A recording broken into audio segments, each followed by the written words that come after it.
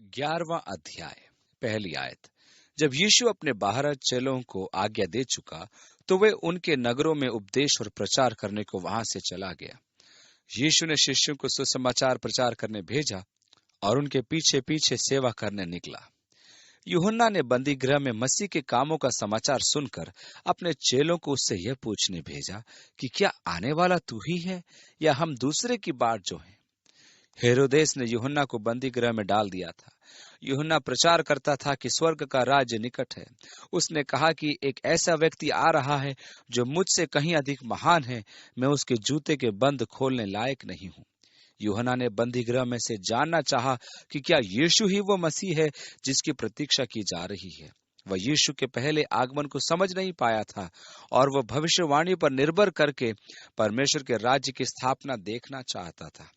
अब चूंकि यूहन्ना बंदी गृह से दुखी हो चुका था और चाहता था कि रोमी सरकार का तख्ता पलटा जाए, एक बड़ी आशा से अपने शिष्यों को यीशु के पास भेजकर पूछता है कि क्या वह तू ही है जो सरकार को तख्त विहीन करेगा या किसी अन्य की राह देखे।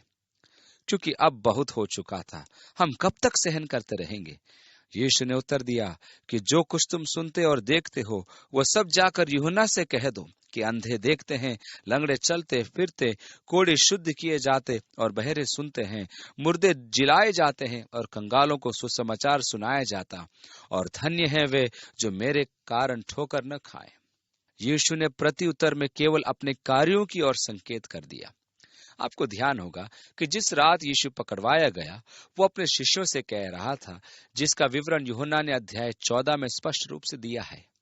देखो, मैं पिता के पास जाता हूँ, और यदि मैं जाता हूँ तो फिर से आऊंगा और तुम्हें अपने साथ ले लूंगा, जिससे कि जहां मैं हूं वहां तुम भी रहो। और जहां मैं जाता हूं तुम जानते हो और वहां का मार्ग भी जानते हो। इस पर थोमा ने कहा, प्रभु, हम तो ये भी नहीं जानते कि तू कहां जाता है, तो हम वहां का मार्ग कैसे जान पाएंगे। यीशु ने कहा, मार्ग, जीवन और सत्य मैं ही हूं। मेरे बिना पिता के पास कोई नहीं आ सकता। उसने कहा, यदि तुमने मुझे देखा है तो पिता को देखा है। फिलिप्पुस ने कहा, प्रभु, पिता को हमें दिखा दे। यीशु ने कहा, मैं तुम्हारे साथ इतने समय से हूं और तुमने मुझे नहीं देखा। फिलिप्पुस, जिसने मुझे देखा है उसने पिता को देखा है। तब तुम क्यों कहते हो कि पिता को हमें दिखा दे? क्या तुम विश्वास नहीं करते कि पिता मुझ में है? जो काम मैं करता हूं वह मैं नहीं करता, परंतु पिता जो मुझ में अंतर्वास है करता है। मुझ पर विश्वास रखो कि मैं पिता में अवस्थित हूं। मेरे कामों को देखकर प्रतीति करो। दूसरे शब्दों में, यीशु अपने कामों की ओर संकेत कर रहा था कि वे उसके आयोग, उसके व्यक्तित्व तथा उसके अधिकारों की गवाही दे। उसने यूहन्ना उसके 10वें अध्याय की 25वीं आयत में यही कहा कि जो कार्य मैं करता हूं वे ही मेरे गवाह हैं। वो पुराने नियम में दी गई राज्य की भविष्यवाणी की पूर्ति करता है कि लंगड़े चलते हैं, अंधे देखते हैं, गूंगे बोलते हैं और बहरे सुनते हैं, मुर्दे जिलाए जाते हैं और दरिद्रों में प्रचार किया जाता है। वह राज्य के प्रत्येक लक्षण को दर्शा रहा था। उसके कार्य ही उसकी गवाही एवं प्रमाण थे। इसलिए उसने यूहन्ना के शिष्यों से कहा कि वे जो देखते हैं उसे बता दे और यह भी कह दे कि वह अभी सांसारिक राज्य की स्थापना नहीं कर रहा है और न ही रोमी सरकार का तख्ता पलट रहा है। अतः धन्य है वे जो इससे ठोकर न खाएं। 7वीं आयत। जब वे वहां से चल दिए तो यीशु यूहन्ना के विषय में लोगों से कहने लगा, तुम जंगल में क्या देखने गए थे? क्या हवा से हिलते सरकंडे को? यूहन्ना यरदन में बपतिस्मा देता था, जहां वायु प्रवाह भी था और सरकंडे भी उगते थे। इसलिए यीशु ने कहा कि जो यरदन तक आए थे वे किस उद्देश्य से वहां गए थे? क्या वे हवा में हिलते सरकंडे देखने गए थे? फिर तुम क्या देखने गए थे? क्या कोमल वस्त्र पहने हुए मनुष्य को? देखो, जो कोमल वस्त्र पहनते हैं वे राज भवनों में रहते हैं। यूहन्ना हेरोदेस के बंदी गृह में था। राजा के घर या महल में रहने वालों के वस्त्र राजसी होते हैं। 9वीं आयत। तो फिर क्यों गए थे? क्या किसी भविष्यद्वक्ता को देखने को? मैं तुमसे कहता हूं, वरन भविष्यद्वक्ता से भी बड़े को। यह वही है जिसके विषय में लिखा है कि देख, मैं अपने दूत को तेरे आगे भेजता हूं, जो तेरे आगे तेरा मार्ग तैयार करेगा। यीशु यह सिद्ध करना चाहता था कि यूहन्ना अग्रदूत की प्रतिज्ञा की पूर्ति कर रहा था। यही वह था जो मसीह के आगे आगे चलेगा। मैं तुमसे सच कहता हूं कि जो स्त्रियों से जन्मे हैं उनमें से यूहन्ना बपतिस्मा देने वाले से कोई बड़ा नहीं हुआ, पर जो स्वर्ग के राज में छोटे हैं वो उससे बड़ा है। कहने का अर्थ यह है कि मसीह यीशु के द्वारा स्वर्ग में मनुष्य का स्थान पुराने नियम के दिग्गजों से बड़ा है। इसका कारण है हमारा अंतर्वासी पवित्र आत्मा। वही है जो हमें उच्चतम स्थान प्रदान कराता है। स्त्रियों से उत्पन्न मनुष्यों में महानतम व्यक्ति यूहन्ना था, परंतु हमें उससे भी महान सौभाग्य प्रदान किया गया है। हम प्राय सोचते हैं कि इब्राहिम, मूसा और दाऊद आदि को परमेश्वर की संगति का कैसा महान सौभाग्य प्राप्त था, परंतु पवित्र आत्मा द्वारा परमेश्वर से हमारा संबंध उनसे भी अधिक सौभाग्यशाली है, क्योंकि पवित्र आत्मा हमारे अंदर वास करता है और परमेश्वर अपने आत्मा द्वारा हमें सामर्थ प्रदान करता है। कैसा अद्भुत सौभाग्य है। अतः हम जो सबसे छोटे हैं, परमेश्वर की आत्मा से परिपूर्ण हो, मसीह के महिमान्वित संगति में चलते हुए इस महान सौभाग्य के प्राप्तिकर्ता बनते हैं। यूहन्ना बंदी गृह में था और शीघ्र ही उसका सिर काटा जाना था। स्वर्ग का राज्य उपद्रव सहन करेगा, राजा को भी क्रूस पर लटकाया जाएगा। इस प्रकार स्वर्ग के राज्य में मनुष्य उपद्रव सहेगा। यह एक अद्भुत बात है कि यीशु के अनुसार यूहन्ना एलिया था। 17वें अध्याय में हम इस पर विस्तार पूर्वक मनन करेंगे।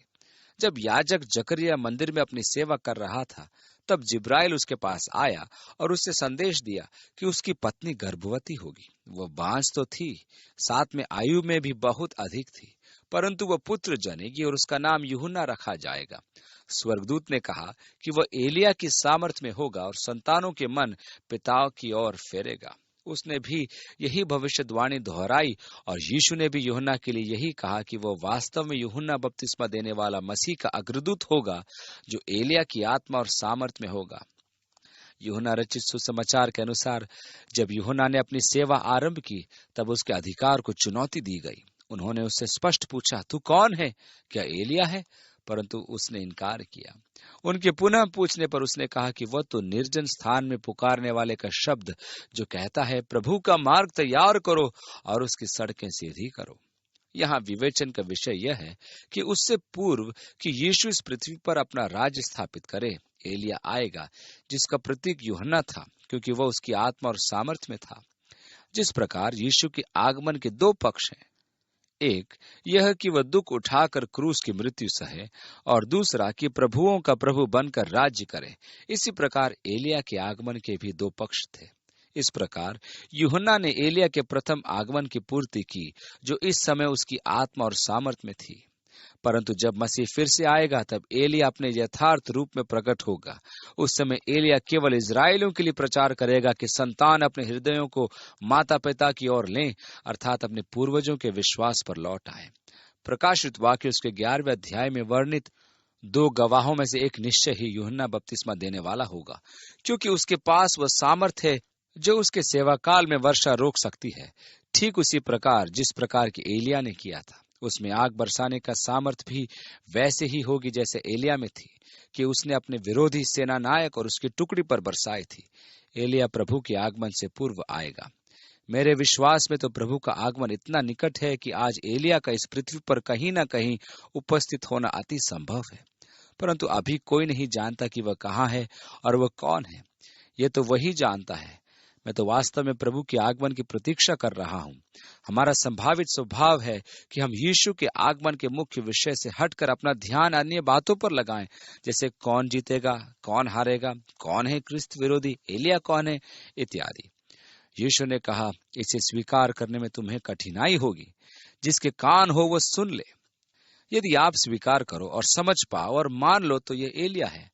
अतः मसीह के आगमन से पूर्व एलिया आत्मा और सामर्थ में एक बार आ गया है, परंतु मलाकी की भविष्यवाणी के अनुसार वह यीशु के फिर से आने के पूर्व दूसरी बार आएगा। वो मनोरंजन की खोज में थे। तुम्हें क्या चाहिए? तुम क्या खोजते हो? मनुष्यों को क्या चाहिए था? वे स्वयं नहीं जानते थे कि उन्हें क्या चाहिए था। यूहन्ना बैरागी बनकर आया और उन्होंने कहा उसमें दुष्टात्मा है। यीशु खाता पीता आया तो वे कहने लगे कि वह तो पापियों का मित्र और पियक्कड़ है। गलील क्षेत्र के वे समस्त नगर जिनकी यीशु ने भर्त्सना की, आज खंडर है। कुछ समय पूर्व तक ये विचार था कि बेथेस्दा एक काल्पनिक नगर था, परंतु हाल ही की खुदाई में उसके अवशेष प्राप्त हुए हैं। ध्यान देने की बात तो यह है कि उन समस्त नगर जिन पर यीशु ने हाय दी थी नाश हो गए थे। तिबरियास, जहां हेरोदास वास करता था, यीशु कभी नहीं गया था अथवा वह आज तक यथावत स्थित है। यह गलील की राजधानी था, परंतु कफरनहूम, बेथेस्दा समाप्त हो गए। शोराजीन भी, वे समस्त नगर जिनकी उसने भर्त्सना की थी, आज मानचित्र पर नहीं है। कफरनहूम यीशु का मुख्यालय था, वह उसका अधिवास था। उसने वहां अपनी सेवा का अधिकांश भाग व्यतीत किया था। यीशु के चमत्कारों का अधिकांश भाग वहीं किया गया था, परंतु वहां के नागरिकों ने मन परिवर्तन नहीं किया।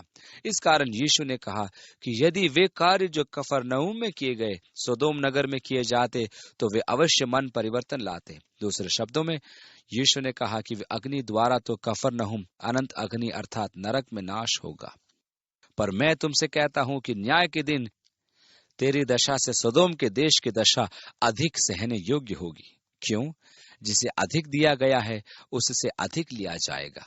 मनुष्य को जब अधिक ज्ञान और अधिक प्रकाशन प्राप्त होता है तो उसका न्यायिक दंड भी अधिक होगा। इसलिए जब परमेश्वर न्याय करता है तो वह उस ज्ञान को गिनता है जो उसने मनुष्य को प्रदान किया है।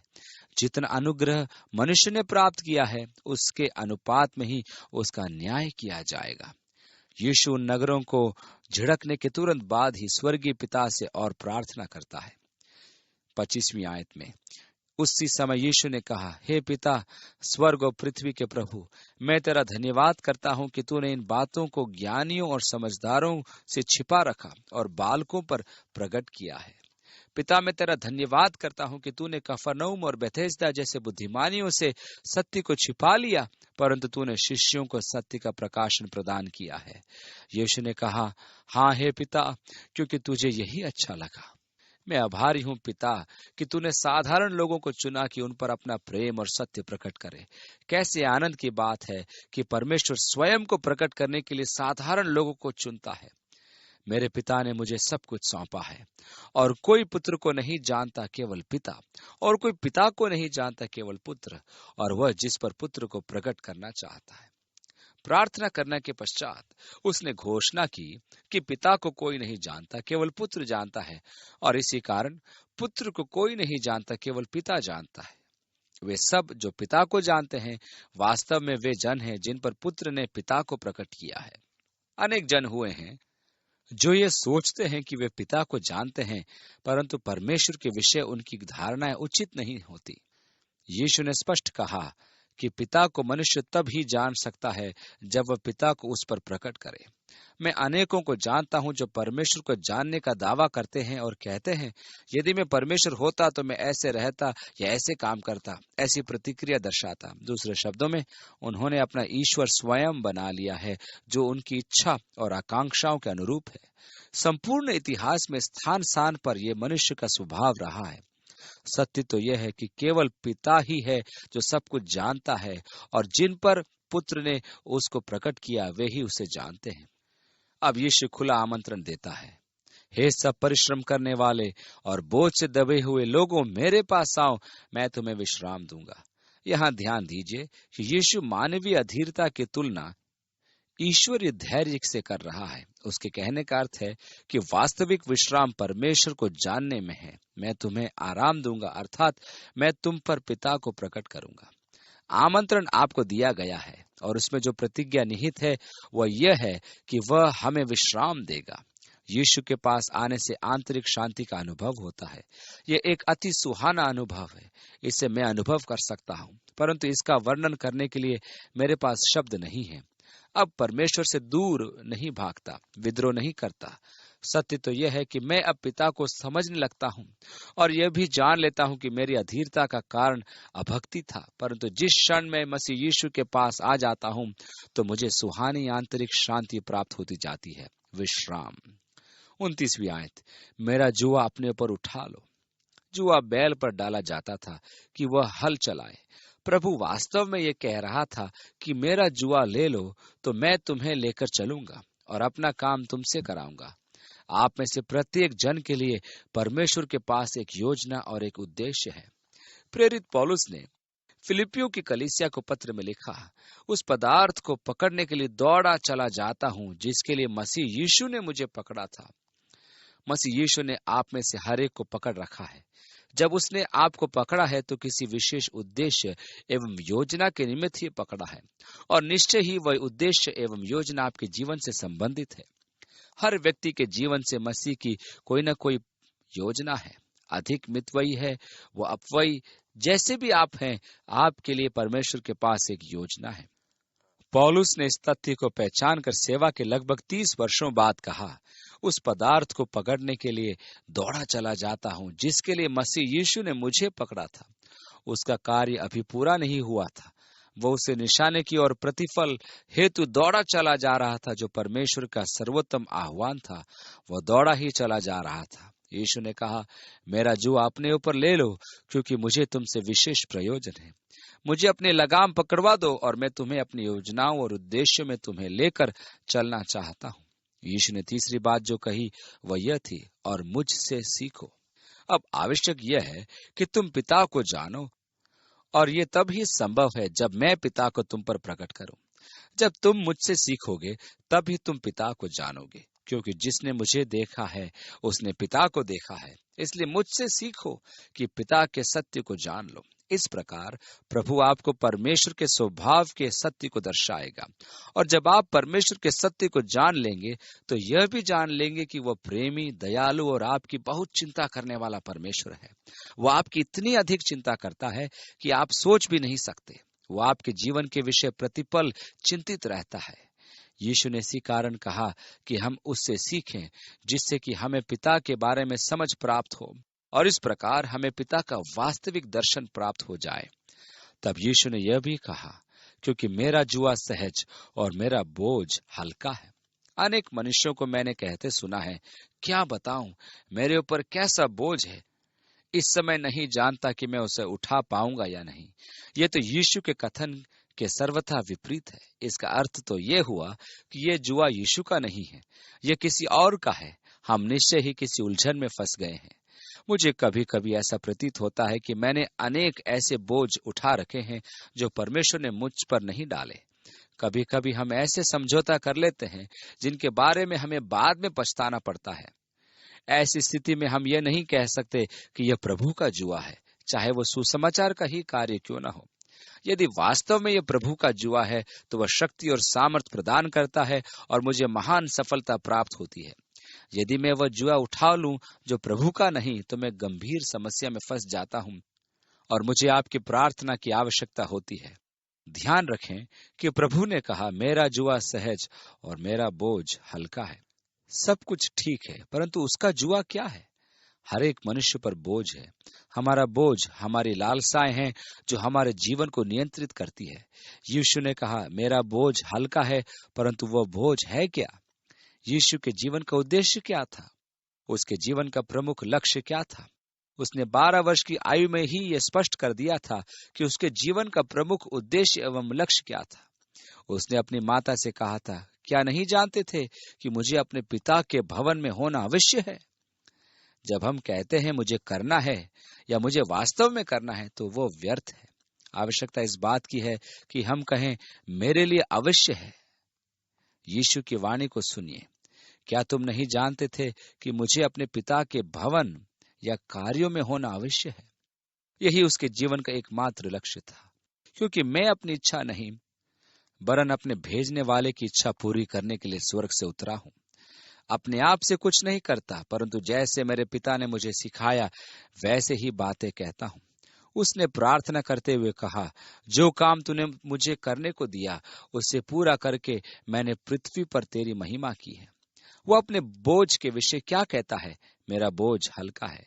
पिता की इच्छा की पूर्ति करना आसान है।